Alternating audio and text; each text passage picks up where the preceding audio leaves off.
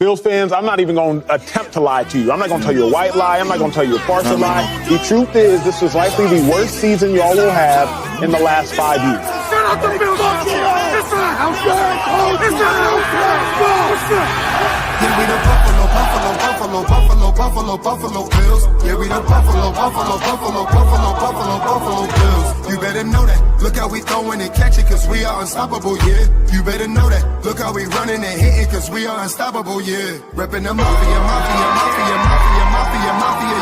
Reppin' the mafia, Bills, mafia, yeah. You better know that. Look how we throwing and catching, cause we are unstoppable, yeah. You better know that. Look how we running and hitting, cause we are unstoppable, yeah. Want me now, listen. Everyone play their position. Buffalo got a tradition. They say we tripping. They better get out our way. Top of the table, we flipping. We on a mission. Got an unstoppable team. Continue to follow your dream by any means. Buffalo, get in the Super Bowl ring. Cause we the Buffalo Bills. Yeah, we the Buffalo Bills. You better know that. Look how we throwing and catching, cause we are unstoppable, yeah. You better know that. Look how we running and hitting, cause we are unstoppable, yeah. Reppin' the mafia, yeah. Reppin' the mafia, Bills, mafia, yeah. You better know that. Look how we throwing and catching, cause we are unstoppable, yeah. You better know that. Look how we running and hitting, cause we are unstoppable, yeah. Mafia up in your city, time to get gritty. Screaming and yelling, we bugging. Look at the red and blue. This is an MVP year for Josh Allen. As an MVP voter, I said this last week. Josh Allen, he looks like an MVP. When you vote for MVP, and I can speak for myself, I think I'm one of 50 voters, you look at a couple things. Who's the best team in football? Who's the best player on that team in football? What do they look like as the best player on that team in football? And how much talent is around that best player on that best team in football? Cause we done Buffalo Bills. Yeah, we done Buffalo.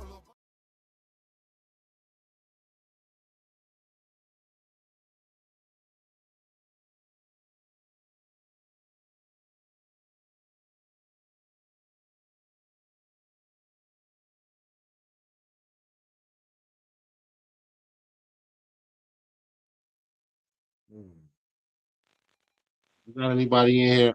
Nobody, a couple people. Hey, listen, if you can hear me, put some in the comments for me, please. I'm trying to make sure that there he is. There he is. What's up, brother? Can you hear me? A little. Can you hear me okay? Yeah, I can hear you. Can you hear All me? right, awesome. Yep, got you loud and clear. How's everything going? Great, man, great. Just got home from work. I actually not just home from work. I went to work, left work, went to the mall. I had to get a couple of things for the company Christmas party. Oh, when's that coming up? When you got that? It's Friday night. Friday night? Yeah, so myself and the old lady will be awesome. headed out, dressed up, and going to the company little shindig. I don't know how long we stay, but it's all right. You got to make your appearance, right? You know, you got to make your presence felt, right? Go for the yeah, man. It's free food, brother. You know, yeah, that's true. You got to make that little casual late entrance, you know, fashionably late. Got to go in there, kind of make yourself known, and kind of, you know, absolutely. Yep. Why not? I hear you. I hear you. My company's remote. We don't do Christmas parties, unfortunately. But oh, that stinks. It's all right. They just give us, but because all my bosses are all over the country, so it's great. Things about working at home are cool, but then when you know, with things like that, you kind of miss out on that. So what's up? Gonna say hello to everyone. Hello to Q. Hello to Dog. Hello to Carlos. See everyone in there. It's great to see everyone today. Rocking here. So. Yeah, so I don't know. I think we got like a troll. I don't know who this guy is. We got a troll. I like trolls. I bring them on, man. And thanks for listening to the podcast. Must mean the Bills are improving their record right now.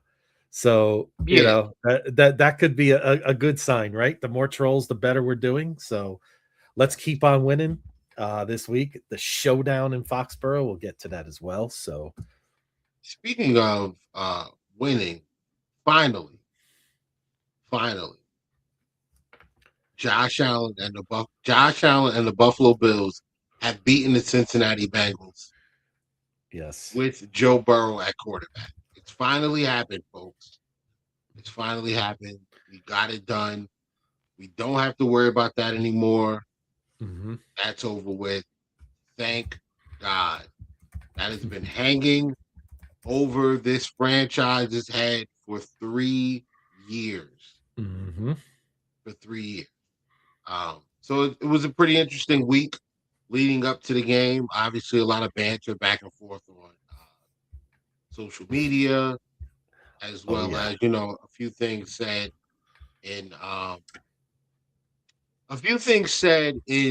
the media by those guys. Really, anything. Oh yeah, you already know, dog. Yeah.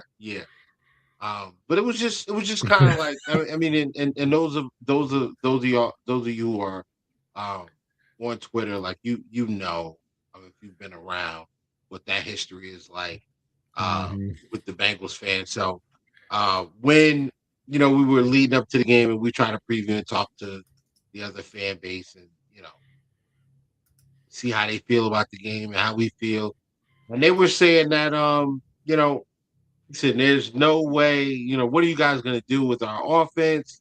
Our defense has played great over the last like 3 weeks, especially when you look at the numbers on first and third down in the second and fourth quarters in between the 20 and 45-yard line. Like, I mean, they just had all of these like skewed stats that they wanted to use to make it seem like, their defense was playing really well and there was nothing that we could do to Mm-hmm. defend their weapons. And what are you guys going to do with Jamar Chase and T. Higgins is back and Joe is back and we're the third most efficient rushing offense in the NFL and blah blah blah and all this other stuff. And let's pull up some numbers real quick, guys. You know how I love these numbers. Mm-hmm. Gotta love the numbers.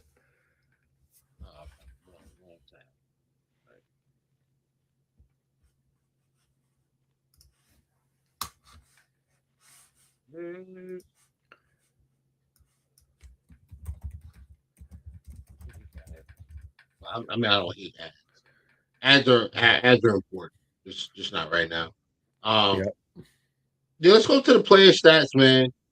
So let's talk about this top ranked rushing attack that we were gonna have to deal with.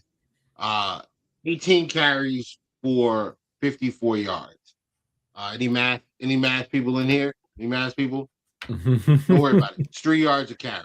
Yeah, Three my yards my flat. St. John's education didn't come through right there, Will. Yeah, it's 3 yards a carry. Yeah. So P Ryan, 6 carries for 31 yards, pretty good. Five yards a carry. Uh, Mm-hmm. Chase Brown, who is their lead back, 12 carries for 23 yards. He did have a touchdown, though. So good job, Chase. You got your fantasy owners a few extra points. That's cool. Um, They would talk about him like a generational running back at some right, level, some of right, their right. fans. So Yeah. I mean, it was just like, what are you guys gonna do with all of these weapons? I mean, what are you going to do with Chase? What are you going to do with Jamar Chase? Jamar Chase, 5 catches, 5 receptions on 8 targets for 44 yards. Mm-hmm. He had longest reception was 8 yards. Oh no, I'm sorry. His longest reception was 16. He actually had a rushing play. Okay, so I'm sorry. Add 8 yards to their carries, to their rushing yards. So they had Mm-hmm. 62 rushing yards on 19 carries. So a little bit better. A little bit better. It's closer to like 4. It's close, no, it's not actually. It's still 3, but it's a little closer. It's a little higher than just 3 yards a carry. So good job, guys. T. Higgins and Mike Gesicki, who are guys that we talked about being issues. I know I did. I talked about Gesicki being a problem, and oh yeah, let's get this guy out of here too.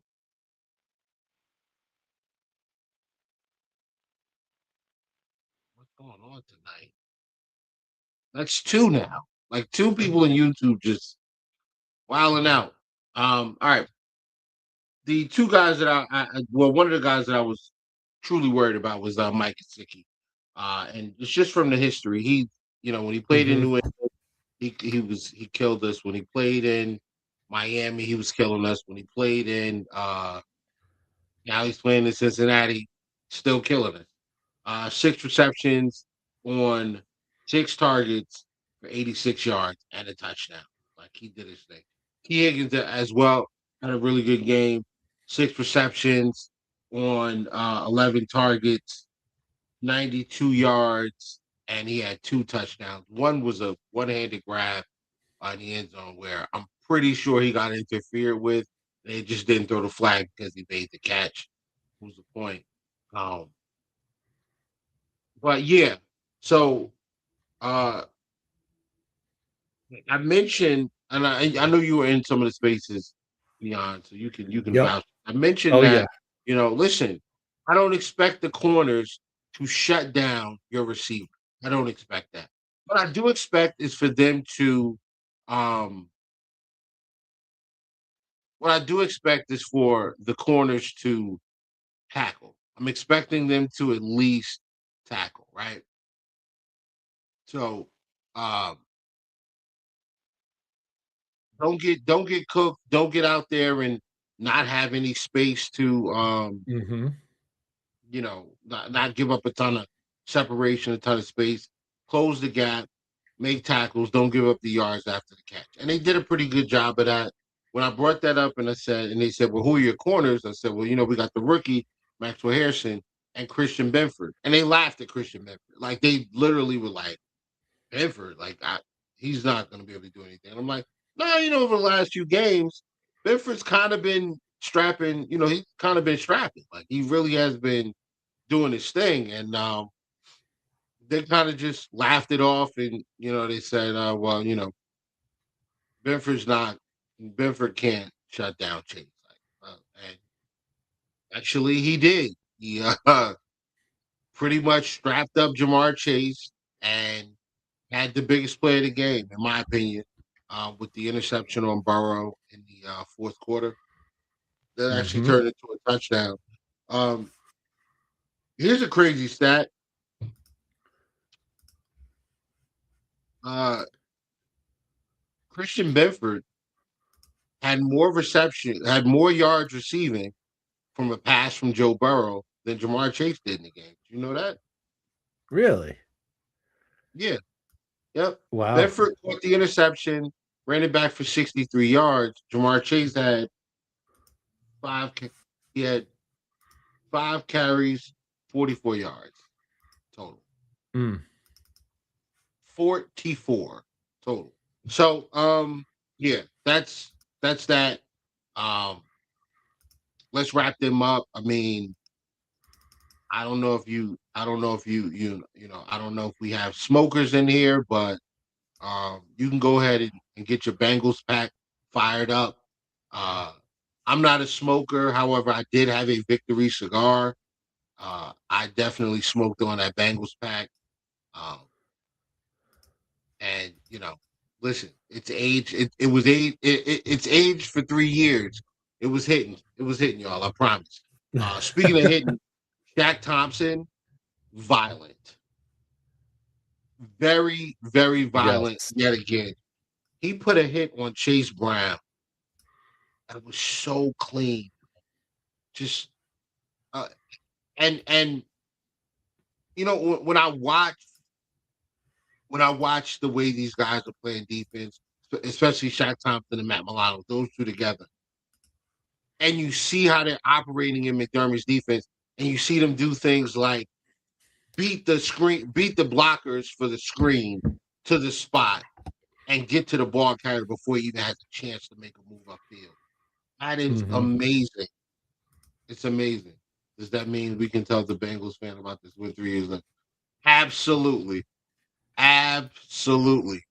Listen, they're going to hear about this for a very long time. Oh, yeah. And if there are any Bengals fans watching, I want to have a quick word with you guys before we before we move on. Actually, no, just hold that thought. We'll get right back to you. Shaq Thompson, very, very violent.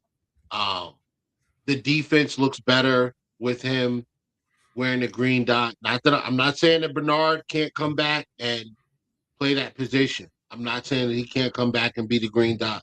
I'm not saying that he can't come back and get major snaps. I'm a firm believer. Right now, the defense, I feel like they're playing well. I feel like we're kind of getting hot. So I wouldn't change anything. Now, do you bring Bernard back in? Absolutely, because there are going to be times where you want to go base, but you don't want to give up a ton in coverage. Now you're taking a guy like Dorian Williams off, and you bring Terrell Bernard in, and now you have that. You have the coverage. You have the instincts. You have the ability to trigger and make tackles. Obviously, Dorian Williams is a better tackler than Terrell Bernard, but Terrell Bernard has more experience playing in this defense. He's been better in this defense than Dorian Williams has been. So I think when you get a base situation going where you have the three linebackers, and it's Matt Milano, it's Terrell Bernard, it's Shaq Thompson. You're not giving up a ton in coverage by going from slot corner to the linebacker, but what you are giving up something in coverage. You are. But what you're getting in return in size, strength, run stopping ability, and just the overall physicality of the defense. I mean, I'm a fan of it. I think you can definitely go into the playoffs and play that way. But before I continue to ramble on, because you know that I can, beyond Yes, sir. the game against Cincy, was it as good for you as it was for me? Because it was great.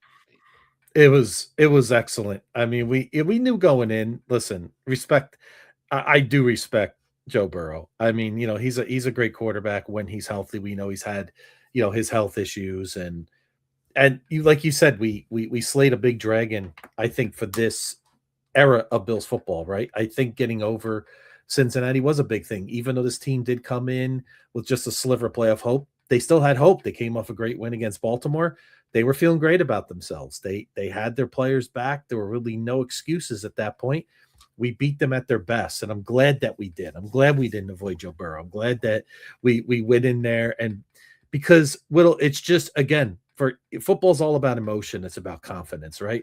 And that you could see the Bills are starting to build that again after that tough loss to Houston, respond to Pittsburgh, respond against Cincinnati. We'll go over the injury report later, but I think this was it was a massive win, and the way that they won it too, I think, was important too.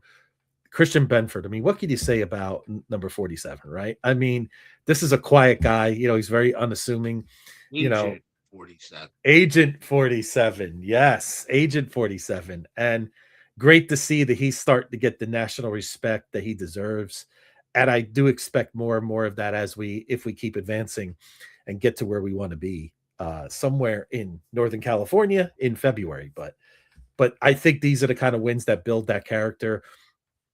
Again, the defense did what they had to do. They came up big when they had to. That's the most important thing, right, Whittle? I mean, we knew Joe Burrow was going to eat. We knew that their receivers are too good, right? And look at what he did to Jamar Chase. I mean, Jamar Chase, I think, is the best receiver of football. I think it's bar none.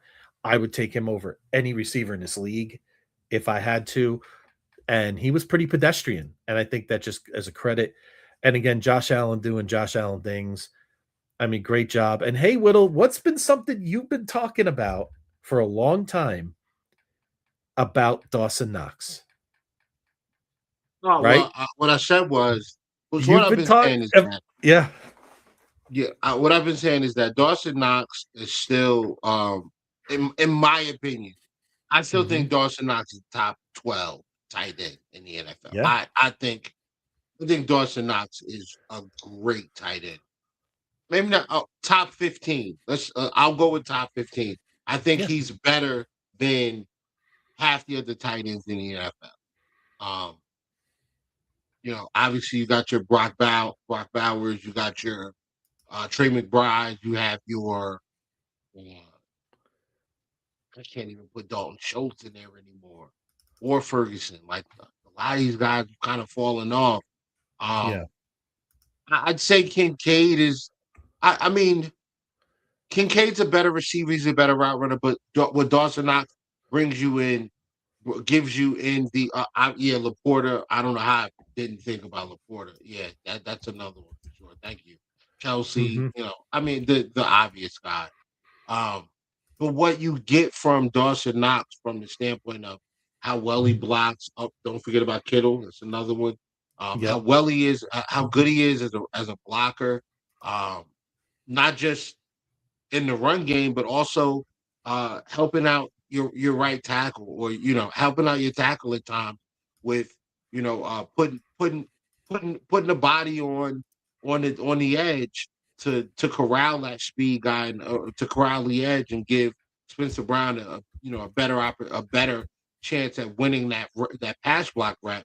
Um, you know, he's great at those things. He's great in space as a blocker. But then what he gives you as just a big athletic target who can get down the field in a hurry. He's a mismatch for linebackers. He's also a mismatch for corners because he's so big. He's Mm-hmm. difficult for them to get around. We saw Gesicki use his size on an out route against both Maxwell Harrison and Taron Johnson, but he just could not get to the ball because of those long arms and the size. And that's essentially what you're getting from Dawson Knox. He's just way more physical. He had a great game. I mean, he had a really, really great game Sunday. Let me get back to it. 6 receptions on 7 targets for 93 yards. That's a big time game for Dawson Knox. And Mm-hmm. I'm gonna be honest with you guys, like Bills fans, I know that you hate the contract that he signed, but like this production that you saw from Dawson Knox, we could have been getting this for the last 2 years. The only thing that changed was we drafted Kincaid. So Mm-hmm. Kincaid was taken in the first round. He's going to get the priority in targets. He's a better receiving threat. Um, than Dawson Knox is. I mean, I'm gonna concede that, but all around tight end, I think Dawson Knox is one of the best, man. He's one of the best all around tight ends in the league. And I Mm-hmm. promise you this: if the Bills continue to lean into utilizing those tight ends, obviously you're going to use Kincaid in situations where teams are bringing pressure or they're playing man coverage. Mm-hmm. Kincaid's the guy. But if teams are going to line up in base and challenge you to run the football or throw the football out of bigger sets, Dawson Knox is available, man, and you saw it. So I just think, listen, the guy's got to get the work. If he gets the targets, he will produce, like he Mm-hmm. did, just like he did on Sunday.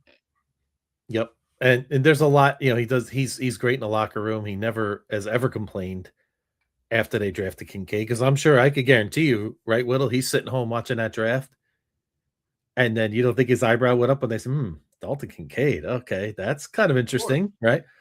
And sure. then yes, the contract, and I get what Dave's saying here about the contract, and I get it. I understand, that, because the cap, we've been tight against the cap. We've had to play cap gymnastics a lot of times to fit guys in, and I can understand Dave's point of view on that, and I get it at some level too. I do feel like though Dawson will be one of those guys, and I could be wrong, but I feel like he'll be one of those.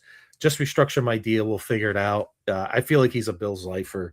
He's what we always say FOJ, right? Friend of Josh, right? So when you're a friend of Josh, you have a place on this roster. I would be very surprised if he wants to get out, unless his agent just tells him, hey, you could get big money out there somewhere else. I don't know if I see it at this point for him. So I think he just means, like you said, and it's not just about receptions, right, Whittle? It's like, and we could even get into Rousseau as well, but everybody talks about Rousseau, sacks, blah, blah, blah. But you're not seeing that he's elite in one major aspect of his game. Same thing with Knox. He's an elite blocker. There's other things he does. It's not just about, oh, give me 60 catches for my fantasy team. It's more than that. So I think a lot of fans have to step back, and you can see the synergy of our tight end room. I mean, I think 1 to 3, we have the best tight ends in the NFL. Somebody can at me and argue with me all you want. I think we have the best tight end room in the league when you're even throwing Jackson Haas. I mean, we have so many options there. It's just such a pivotal part of this team right now. He caught the it's not the game winner, but I mean the game winner really was the pick six, but like that was the score, Jackson Hayden's score. Jackson Hawes, his score put the game out of reach. Like that was the nail in the coffin for the Cincinnati Bengals. So it's over, Cincinnati. It's over. It's over. You're 4-9, season died. It's over. 4-9, season died. It's over. It's curtains. You're done.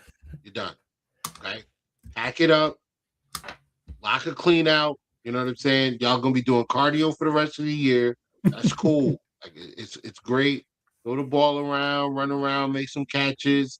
Add the stats a bit, but understand you're not playing for anything now. And we did this to you. The Buffalo Bills ended your season 3 years in a row now. You haven't missed the play. You haven't made the playoffs. It's over. There's no more contender talk. There's no more. Nobody wants to see us in the playoffs. You're right. We don't, because you're not going to be there. It's over.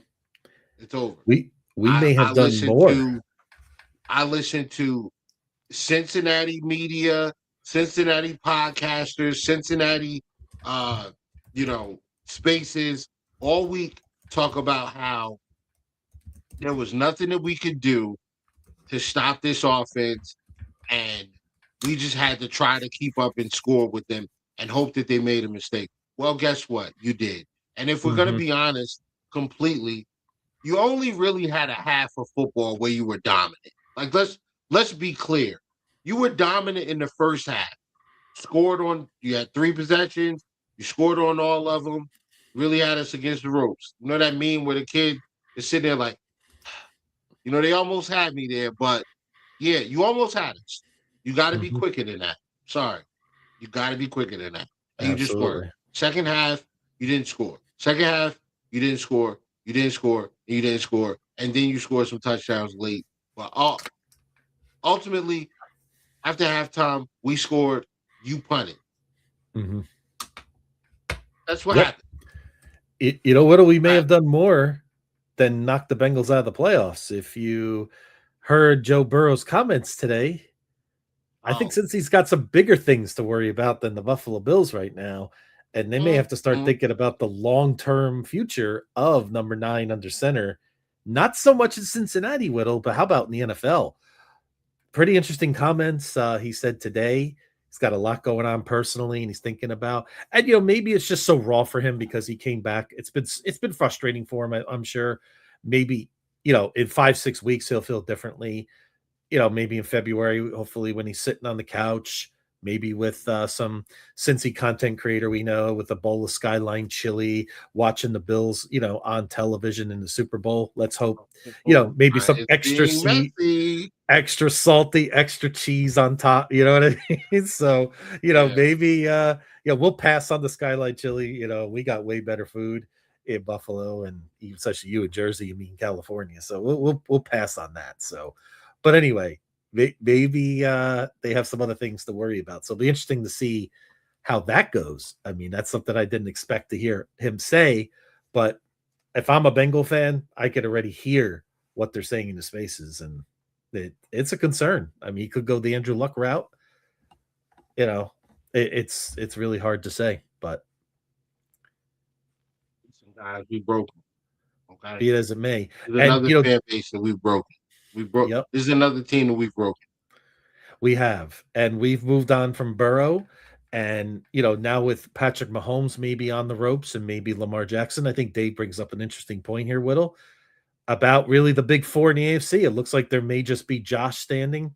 More pressure on Josh than previous years. I mean, I think it was anyway, personally, in terms of the pressure that Josh is going to face, but I do think it's going to be magnified It could be more difficult. We'll see how it goes this week. We'll pivot to New England in a bit, but we may have to do a lot of it on the road coming up this year. But it is going to be, Josh Allen's going to be front and center on NFL Network, on all the shows. It's if Josh Allen's the only quarterback of those four standing, it's going to be all about us. So be ready for it, folks. So I think that's a very good point. Yeah. So yeah, like that. Yeah, that is an excellent point. We are currently looking at playing at least the first game on the road, depending on how things shake out.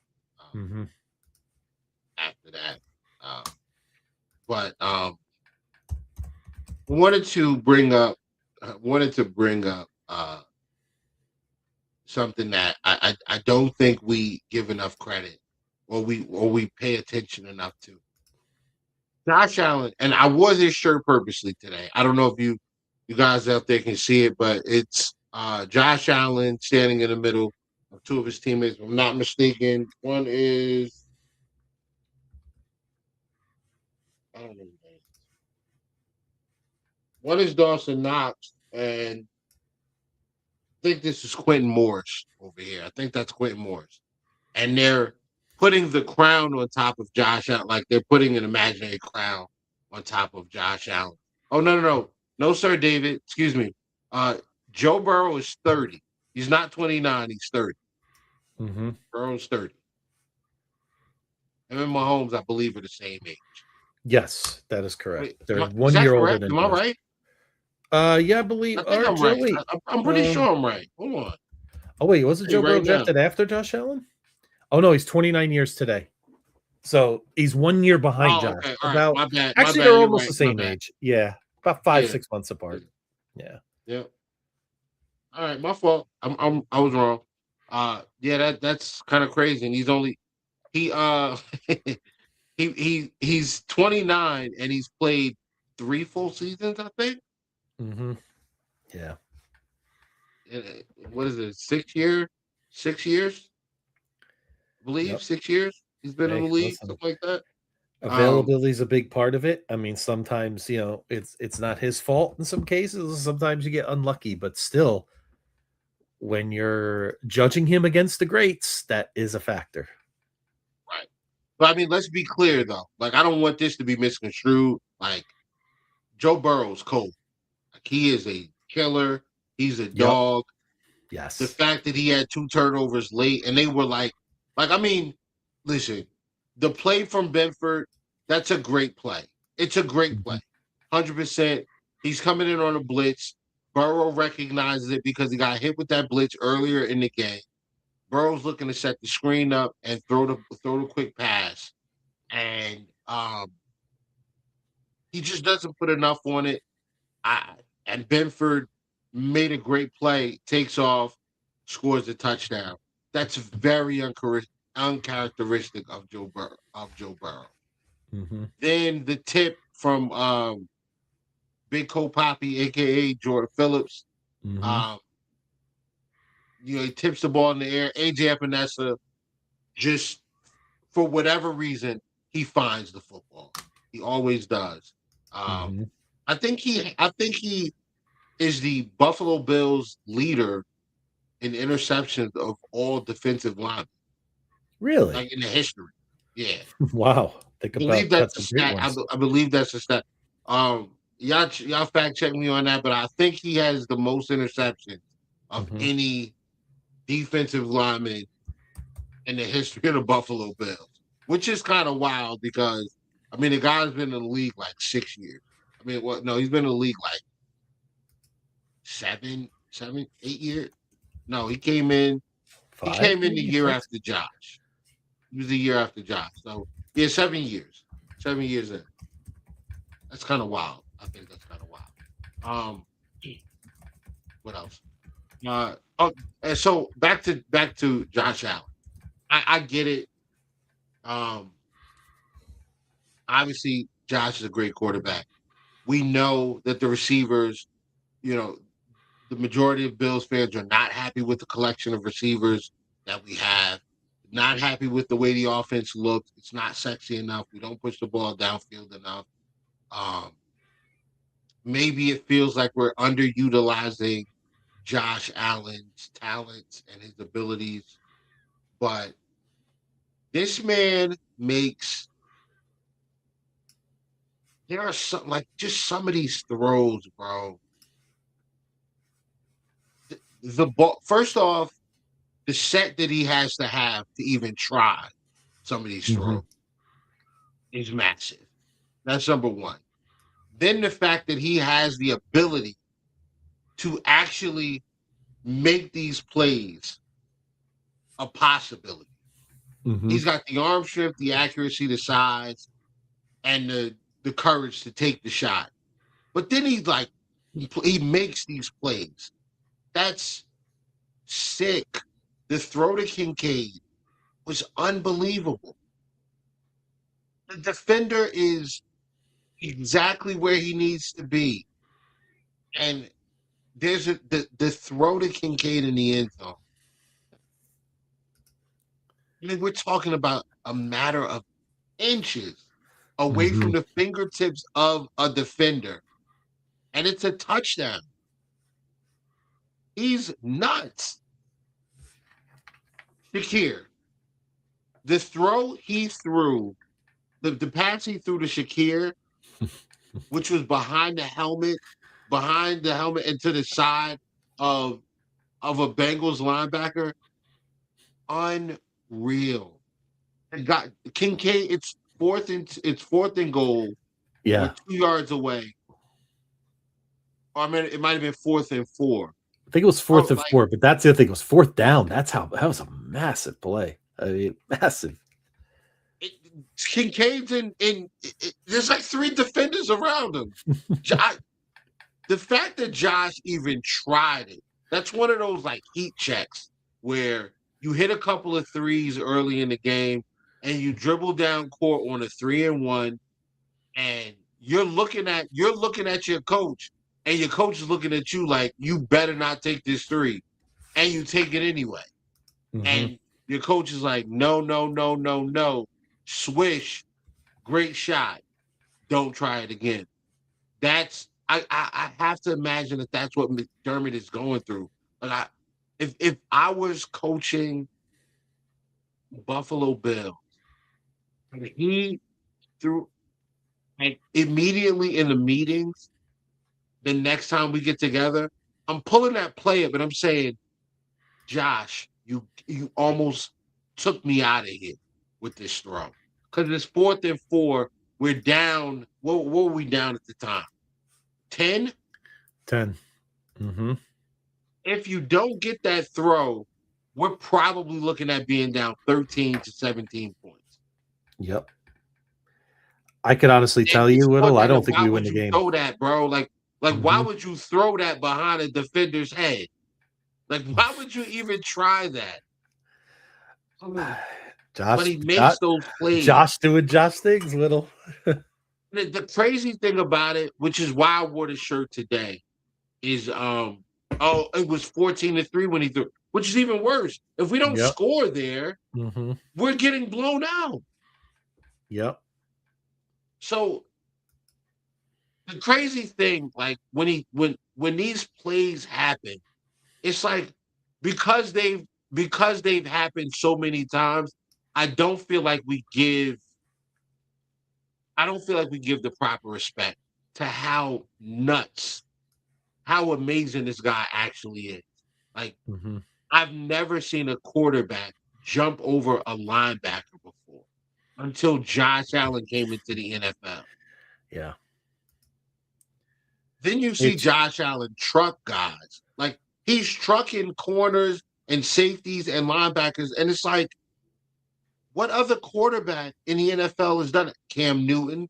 That's it. It's just him and Cam. There aren't any other quarterbacks doing that. Not that I can remember off the top of my head. Well, Josh Allen is the greatest show in the world for football. He's the greatest show right now. It's not even. I'm not saying he's the best or Mahomes has the trophy. That's not what I'm talking about. as a No, player, he's the right? best. No, but Brian, we have to start being honest. We have to Yes, start but being honest.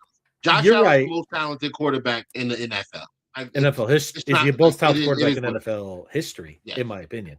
Now, Yeah. but again, he's must see TV for me. I mean, I get text.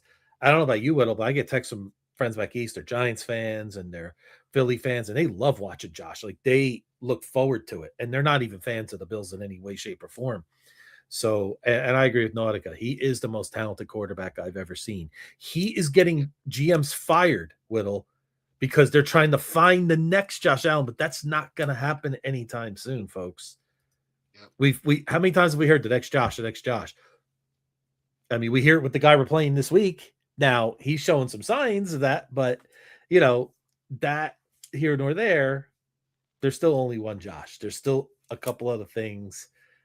It's just that Josh gets us frustrated at times, as we know, when he could take a little easy. He can make it a little easy on himself at times, and he doesn't. And while we love his competition and we love his DNA and how he's wired, man, if he could just ever just reach back in those other games in the middle of the year, we would make it so easy on ourselves to get the 1 seed. Look how hard we got to push down to try to get that 1 seed or get the division now. That's my only frustration with Josh Allen at this point. Right. So, when I look at the things that Josh Allen does, I mean, there are a lot of firsts. I've never seen a perfect game from a quarterback. I saw that with Josh Allen. I've never seen a quarterback go for a fourth down, like a 4th and 1, leap over the pile, extend the football, defender reach out to grab the ball, the quarterback then getting pulled over the pile, snatch the ball away. Like what he did to the Dallas Cowboys on Thanksgiving, that was crazy. I was at that game, Whittle. That's when I'll never forget it. I will never forget in my seat and getting up and going crazy. And I thought to myself, yeah, he's that dude. We're Final good. minutes of the game against Detroit a few years ago. Josh Allen throws a 40-yard laser on a rope. Not a bomb, not let me put some air under this so we can get there. No. It was a laser. He threw a bullet pass 40 yards into triple coverage to Stephon Diggs. Yeah. To set up the game-winning field goal in Detroit. That was on Thanksgiving. Yeah, that was Thanksgiving. I'll never forget. Yeah, that throw was crazy. That's probably my favorite Josh Allen throw of all time, to be truthful. Not mine. A couple years, not too long ago, against Miami, 3 defenders around Stephon Diggs, who's sitting down to catch this football. He plants the ball in between the 1 and 4 on his jersey. There's 3 defenders there. That's nuts. Yep. That is nuts. He's a joy to watch. Let's be fair. And again, you know, this right here, and Nautica, you know, I get it. You know, some Bills fans have a tough time criticizing Allen. I would say it's more, I want to use this word critique, Whittle. I think it's okay to critique Allen, right? He's a franchise quarterback, folks. He puts himself at a high standard. It's not just us. So it's perfectly okay to critique him at times because we know, you know, so we all want the same thing. We all want them to win a Super Bowl and get to where we need to. So, but I understand, you know, what Nautica's saying. We have to sit and really appreciate it. In terms of what Josh Allen is bringing to the table. Here's the other side of that, Beyond. Because I know how good you actually can be, when you go out there and go, you know, 12 for 25 for, you know, 112, 115 yards, a touchdown, and 3 turnovers. I'm like, why? Why are you doing like I know what you can do. Yep. I know how good you can be. So now it's like, why are you playing with me, bro? Like, why are you doing this when I know you're better than this? You know you're better. The defense knows you're better than this. Why are you doing this? Like, why? What's up? Like the game against Houston. Dog, why? Why? Like, why do we even have games like this when then we get you putting on a show against the best quarterbacks in the NFL? Not to mention this year, Josh Allen has beat Lamar Jackson, Patrick Mahomes, Baker Mayfield, now Joe Burrow. And there are 2 more guys to go. Hopefully they run into at least one of them in the playoffs. Justin Herbert. That's it. Like Drake May Sunday. Yep. And Justin Herbert. That's it. That's it. I mean, absolutely. This guy's not elite, but you know, we get Jalen Hurts in Buffalo in a couple of weeks as well. Who knows what evil team's going to show up? But we'll see. Yep. If Josh can beat all of these quarterbacks, dog, like I don't want to see those. I don't want to see a Houston game. You're better than that. I don't want to see the way you played against the Falcons. That's terrible. And we know how good you can be. So why are we getting those performances from you? Absolutely. But I'm not going to believe in that point. Well, I do have an answer for you on something you asked earlier. And AJ Epineza is now tied for second in the post-merger record for 4 career interceptions all since 2020. The guy that's in first, I'd be willing to bet if we all sat here and tried to guess 50 players, none of us would get it without Googling it. Okay? From 1963 to 1970, a guy by the name of Ron McDowell holds the most records for interceptions for defensive linemen in Buffalo Bills history. He has 6 from 1963 to 1970. So there you go.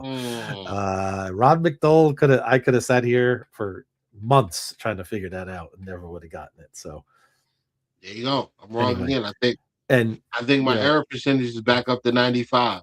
Hey, you're improving though. It used to be 98, so I guess it used to be 98. I had a good week though. I was right about the Shecky. I was right about the game. I was right about Benford. I was right about a lot this week. So I think I got down to about like 92. Yep. Today I lost. By the way, speaking of 98%, I mean a little public service announcement for tonight.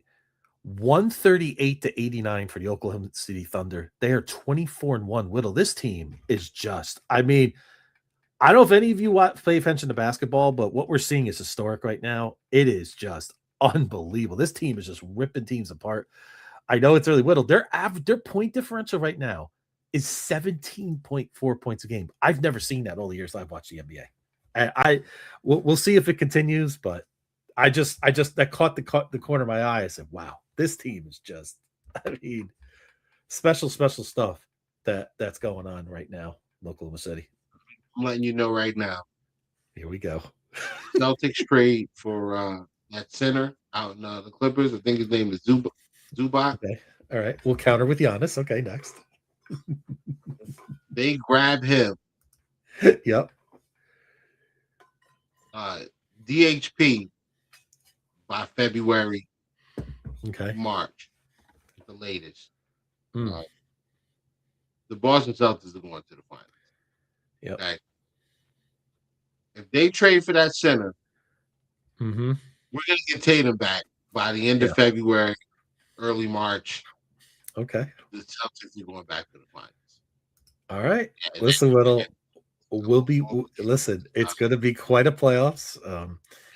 Hopefully James Dolan keeps his hands off our roster and lets our GM do his thing, and we can get Giannis for instead of overpaying, like we all know James Dolan can meddle. So you guys had a chance. You guys had your opportunity. Tatum was down. It ended up happening. All these young guys that are on our team that weren't playing before, they're very confident now. Okay. Very, very confident. All right. Ready. Listen, we got to get better on the road. We're 13-1 at home, but Mike Brown is a guy I'm having some confidence in. We'll get there. We still got plenty of ball to go, but we're both off to a good start, so it should make some excellent banner. going back and This forth. rotation Yeah, I can't right believe now. of all teams that OKC lost to Portland. Like, yeah, crazy as it is, but that's how it goes. That's why I don't bet, ladies and gentlemen, right there. So there you go. But But anyway, let's just get that into caught the attention of my. I couldn't let it go. It's just so incredible that just needed to be mentioned. let's get into this matchup Sunday. Let's Um, go. 1 o'clock in Foxborough. I will not be attending this game. I was very, very close to getting to attending this game. The Mm-hmm. flight to Boston was around $130 round trip. Oh, that's Can't pretty beat good. that. I love Mm-hmm. the city of Boston. It is a nice place. It's very nice, very beautiful. Mm-hmm. Uh, I'm still a Celtics fan, so that's another reason. But listen, Well, yeah. No place is perfect. Them are the uh, Red Sox, well, like the tickets are unbelievable. Like these tickets are going for playoff prices. We're talking about lower bowl is going for like $400 or $500. Ouch. Like if you want to sit if you want to sit on the sidelines and watch the game, field level, you're gonna pay if not five, close to five. If you want to sit behind the end zone, Mm-hmm. it's a little bit better. You're paying 340, 350, Mm-hmm. which is still crazy. Yeah. Like these are playoff numbers, man. And you know what? That just goes to tell you how big this matchup is. Yep. Patriots come in with a 11-2 record, fresh off of a bye, where if I'm not mistaken, uh, the head coach Vrabel Vrabel. is undefeated after bye Yes. weeks. So they have 2 weeks. They've had 2 weeks to prepare. I think the Bills put some pretty good film out over the last 2 weeks. Mm-hmm. They had 2 wins, but yeah, Yeah, I don't know. you really have to be impressed with New England, though. I mean, as much as we despise New England, I mean, what a great year they're having. Unexpected. I mean, we knew that they were going to take a step up, right? Whittle, we talked about them maybe making the playoffs. I don't think anybody in their wildest dreams thought they'd be sitting here at 11-2, with a chance to kind of knock out the 5-time defending AFC East champions at home and sweep them this year, which is pretty unbelievable. And it is rare for Buffalo and New England to both be good at the same time, folks. This doesn't happen very often because during the drought years, the Patriots were great. In the 90s, when we were dominant, the Patriots were horrible. So it's pretty rare that they've both been this good. I mean, of course, the last time we played in a big game in the playoffs, we destroyed them and ended Bill Belichick's reign, which was beautiful. But that seems like ages ago at this point when you think about where New England's come along. So, and then like Dave said, like if we win this game, and you hope Miami keeps winning, so week 18 becomes important. I mean, it certainly can. One game at a time is our mantra here, and this is the biggest one we got coming up. So, obviously, Whittle, did you want me to post? I do have our injury report available. I could post that to start if you'd like me to do that. Let me just grab that. And Dave said something too, that Spencer Brown is a go this week. But taking a look at our injury report here, I gotta say it's one of the cleanest ones we've had maybe all year.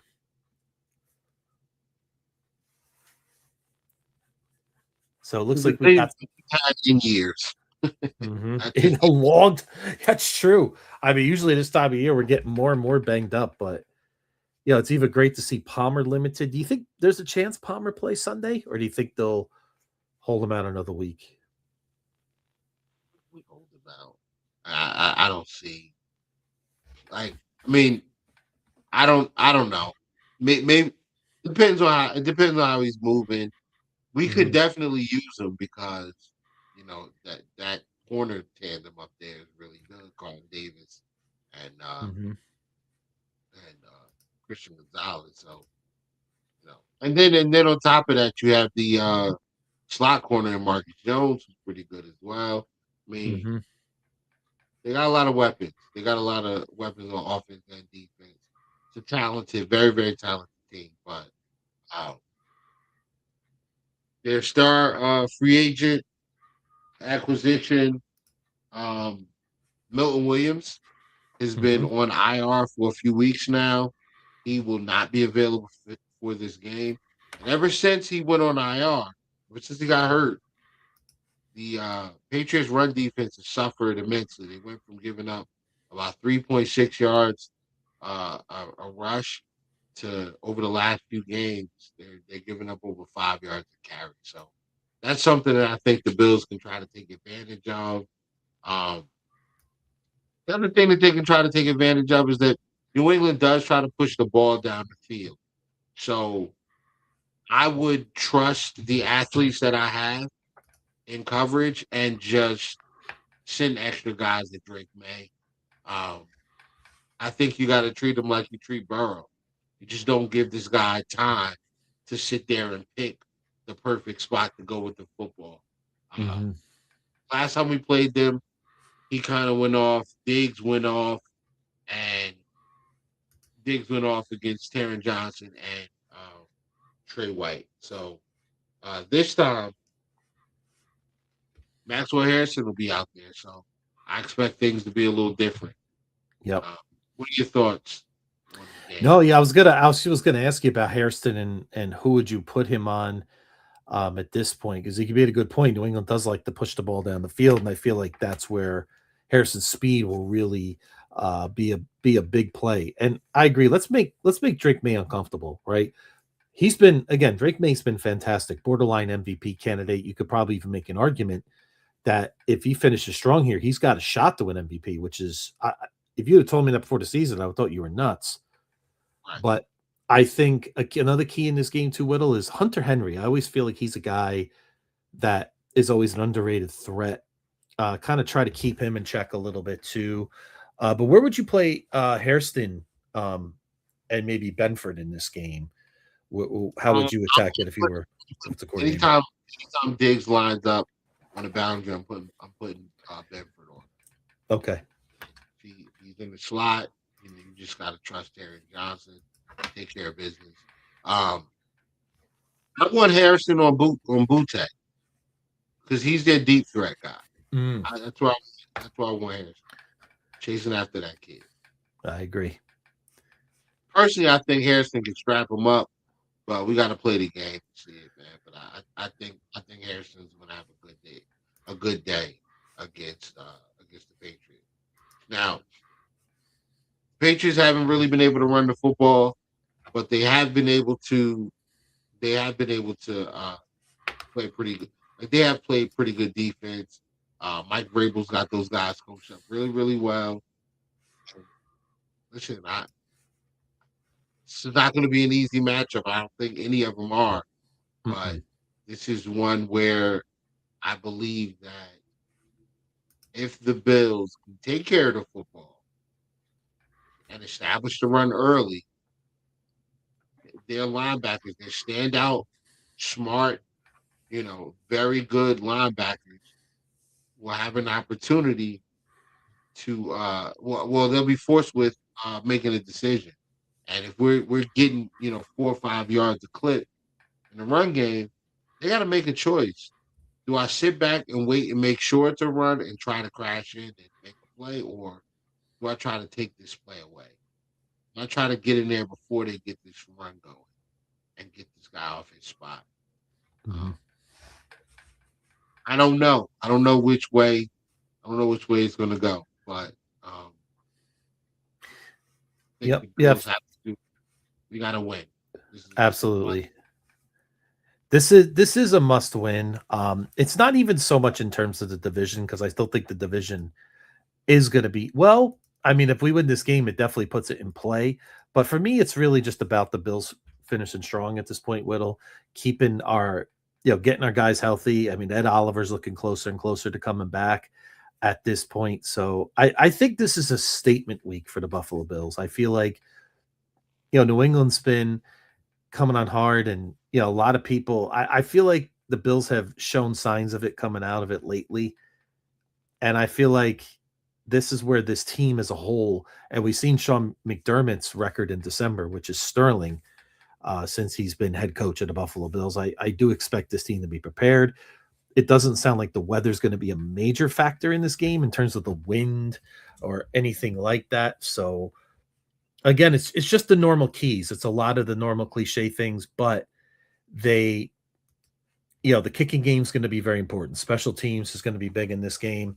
I haven't seen who maybe the referees are going to be in this game, but that's always a factor in terms of how we play things. And like I said, it's great that we're getting Spencer Brown back and that he's going to give it a go. That's going to be big. And like I said, James Cook and the whole Bills running game. I'm sorry? Game was full. He was full. He was a full participant. Yep. Okay, full participant. That's big. That's big. Very big. Absolutely. And we need the running game to be strong. We couldn't run the ball very well. And you brought up a great point.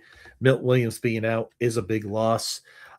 They still have a defense that can make plays. We got that guy Tonga in the middle. He's an interesting nose tackle.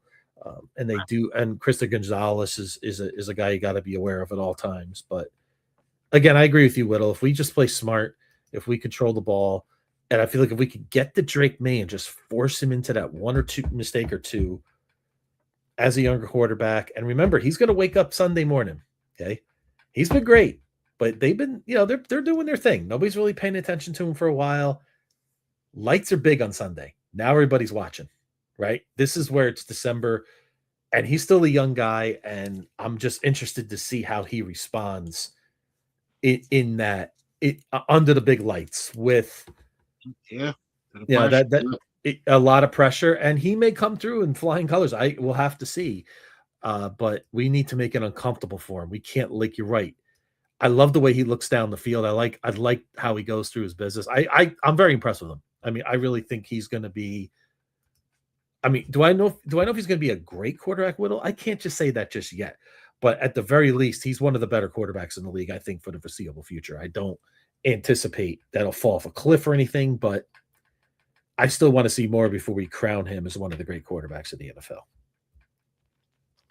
I don't disagree with that. I mean, I'm going to look at this from the standpoint of how has he played this year. He's been excellent. Even in comparison to what he was last year, you can see the growth, you can see the maturity, you can see how much the veteran wide receivers have come in and they've kind of stabilized that New England passing attack. This is kind of where I'm at too. Both teams have something to prove. The Bills really need to go in there and win this game and show the world, hey, we're still here. We're still one of the better teams. Y'all got to worry about us. We're not falling off. And then, the Patriots want to win this game because win this game, they lock up the division. That's it. They win the division if they win this game. And they may be on course for a 1 seed, which is something that almost unheard of this time of year. Hey, Whittle, Vegas still has the Buffalo Bills as favorites to win the AFC right now. So yeah, no, they see it. Like they, or whatever. Yep. Yeah, so we got to back it up. No Pat, no Lamar, no Joe Burrow. Like, I mean, these guys are, these are the best of the best. So, I mean, none of those guys you have to go through. You just got to beat C.J. Stroud or Phillip Rivers at 44. Like Phillip Rivers at 44, back in the NFL. Who would have thought it would? Crazy. I guess anything is possible, right? Oh man, but yeah, I feel bad for Daniel Jones. By the way, that he really had a great renaissance this year, and just to see that Achilles injury, that's pretty tough. I mean, that's screws him up. Yeah.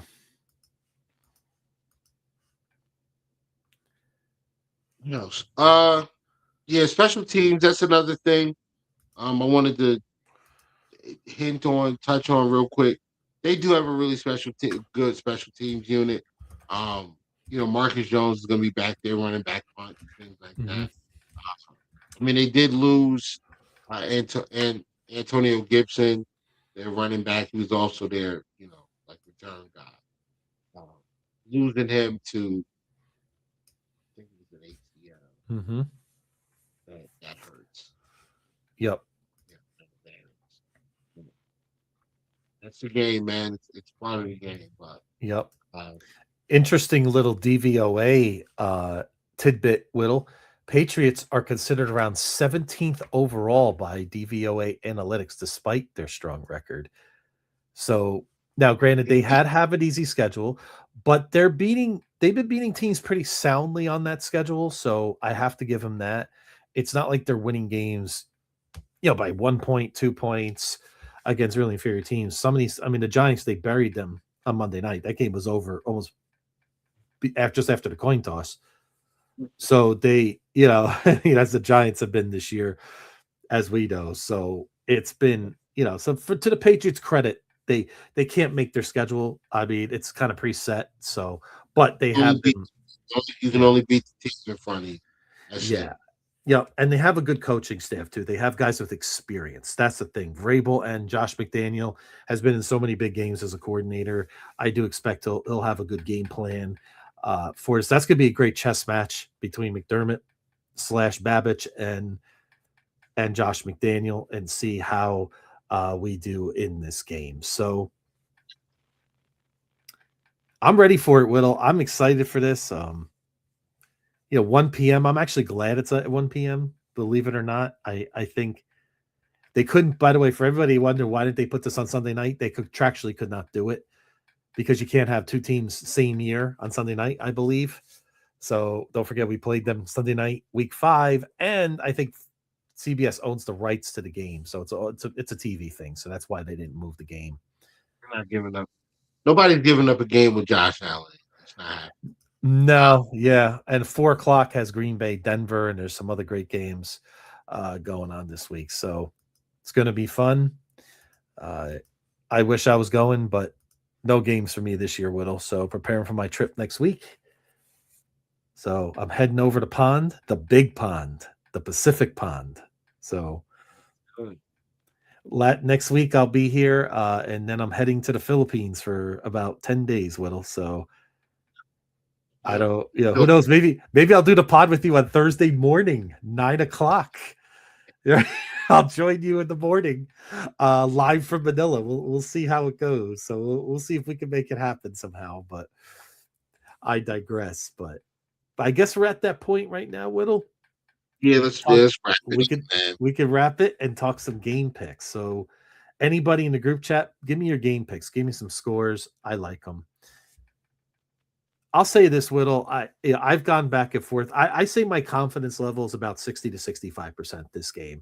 It's out of respect for who we're playing. Tough road game on the road. I know Stephon Diggs hinted. They told him they're a 1.5 point underdog this week. He goes, good. And, they're going to play with the chip on their shoulder. And that's going to actually help New England in a way. But, Whittle, I think this is the week we make our statement.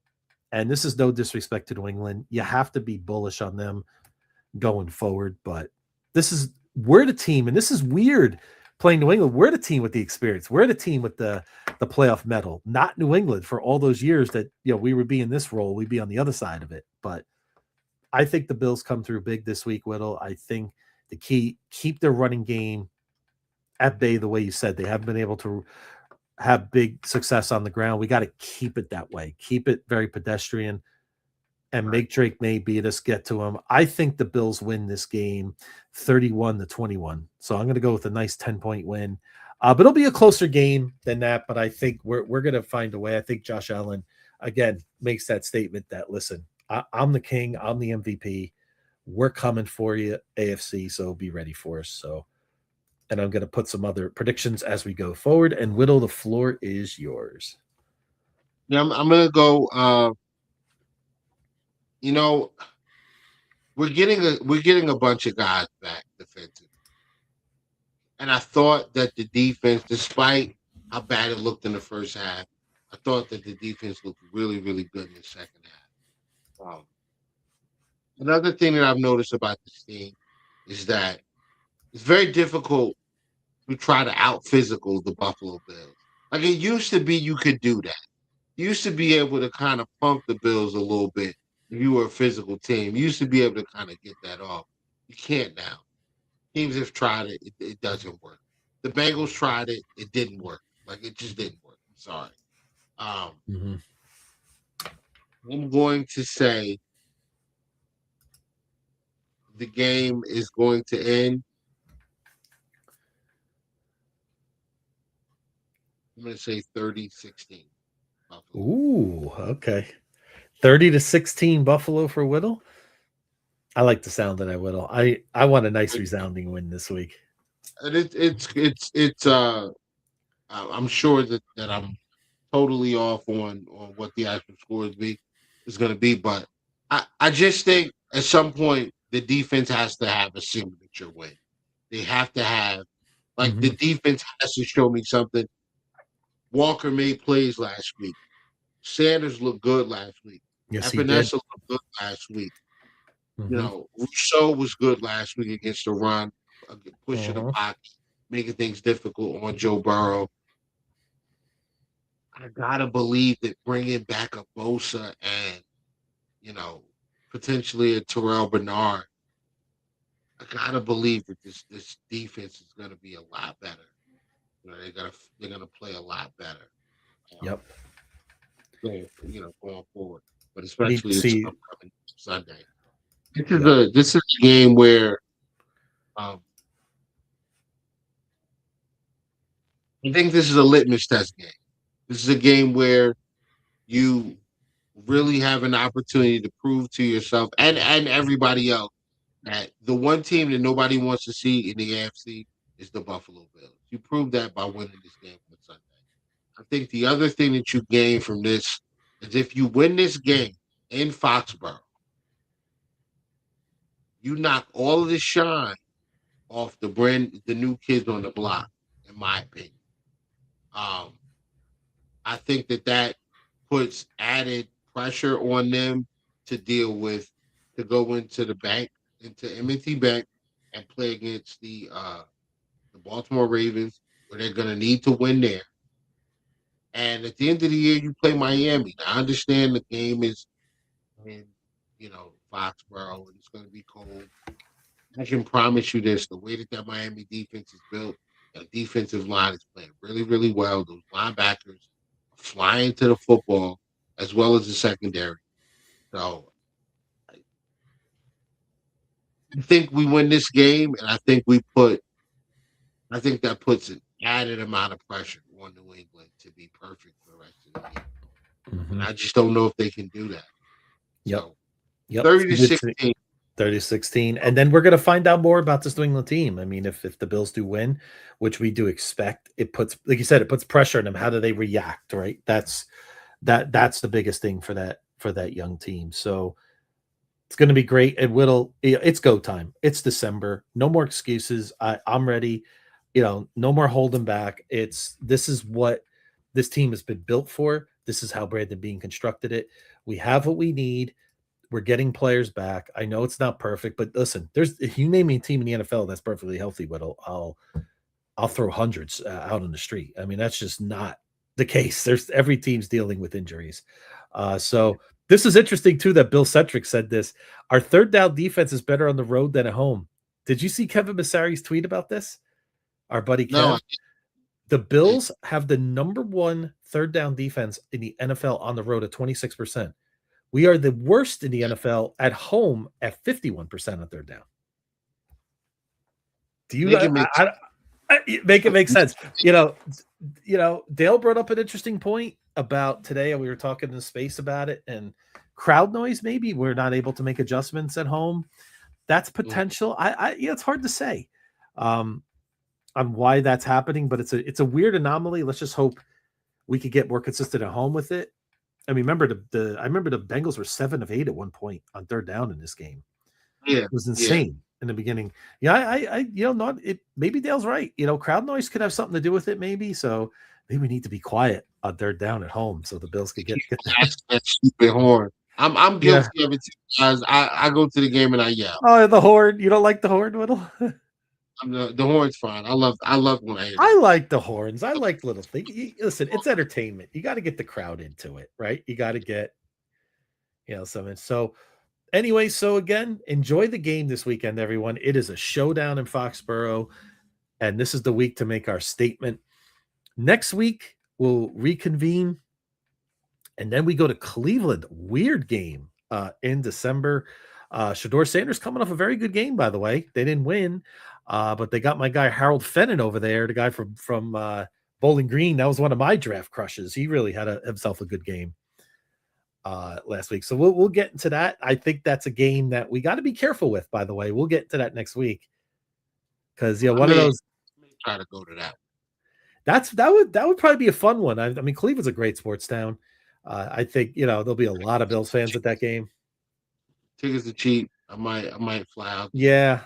I may grab my son and take him over there for that game. There you go. A little pre-Christmas gift, right? What'll get out there a little bit before Christmas. I mean, you could consider the Eagles game too, but I'm sure that's going to be a pricey one on the 28th. And I got to get him to one of the games stadium before this game. Yeah. If you could get him there, I would say yes. You want to have that. You take a lot of good pictures together. Get in there, preserve those moments. So then, when I come out next year and we go to a new stadium together, all of us, then we're gonna look back. You'll say, "Hey, I'm glad I took my son to the old barn," as they call it, right? So you definitely try to make that happen. Righty. Let's put a bow on it. Put a bow on it. Thank you, everybody in the group chat. You guys are awesome. We can't do this without you. And we appreciate all your continued support of our Coast to Coast podcast. And we look forward to many more. And should be an interesting 2026 coming up. I can't even believe we're almost at 2026. I mean, but anyway, so that's all I had. Go Bills. Go Knicks. I said it. Yeah, I said what I said. And have a good rest of the week. Go Bills. Talk to you soon, brother. Talk to you.